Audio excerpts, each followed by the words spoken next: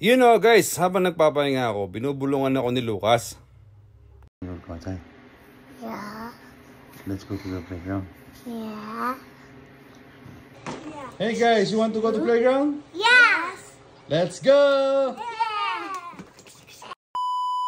Yan guys, lalabas muna kami. Paglaruin ko mga bata sa playground. Tuwan-tuwa sila. Yun, so lalabas muna kami at pupunta kami dito sa may park, na may playground. Meron naman playground dito sa apartment namin, kaya lang meron kaming bagong kapitbahay na ngayon na mga Meksikano at meron silang mga bata din. Eh hindi nakakasundo ni Lucas kasi hindi marunong mag-English at hindi sila magkaintindihan. Kaya yun, kinausap ako ng tatay ng Meksikano kasi daw binubuli ni Lucas yung bata.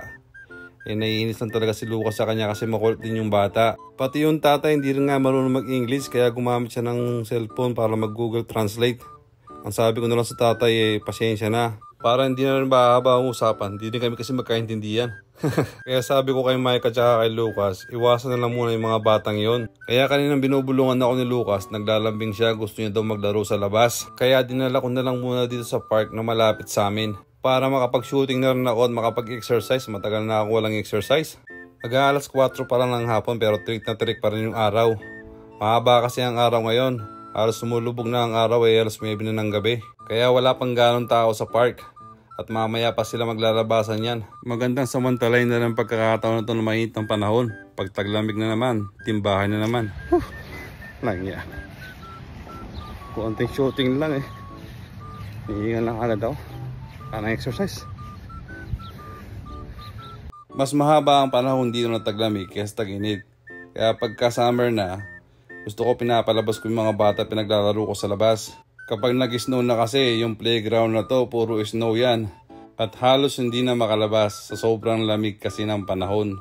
Kung lalabas man kami, sigurado balot na balot kami ng mga jackets. Kaya sinasamantala ko talaga yung pagkakataon na to para naman ma-experience ng mga bata ang maglaro sa labas. Ayaw ko kasi yung lagi ko sila nakikita nagta-tablet lang or nag-gadget o nanonood ng TV. Gusto ko nababanat din ang buto nila na exercise sila ba. Medyo nangitim na nga itong mga batang to pero sabi ko sa kanila okay lang yan. Ang importante ma-enjoy nyo yung summer. At talagang gustong gusto naman nila at nag-i-enjoy talaga sila. Kaya lagi akong kinukulit ng mga yan para lumabas at maglaro.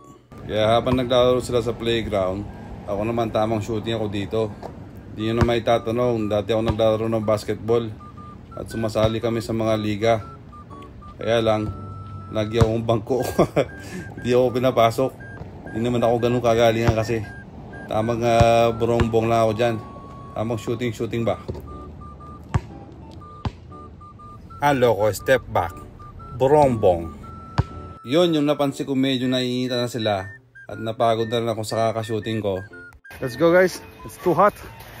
It's too hot. It's too hot, right? Yeah. Ay, balik. Mula kami. Buti na lang at may baon tayo ditong malamig na tubig.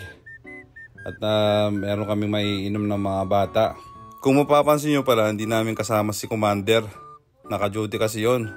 Ako naman, duty ako mamayang gabi. Day off ko naman kahapon kaya medyo soul pa ako sa tulog. Kaya lumabas kami ngayon. Makita mo naman talaga sa mga mukha nila talagang tuwang-tuwa sila. At nag-enjoy sila sa paglaro. Yun lang.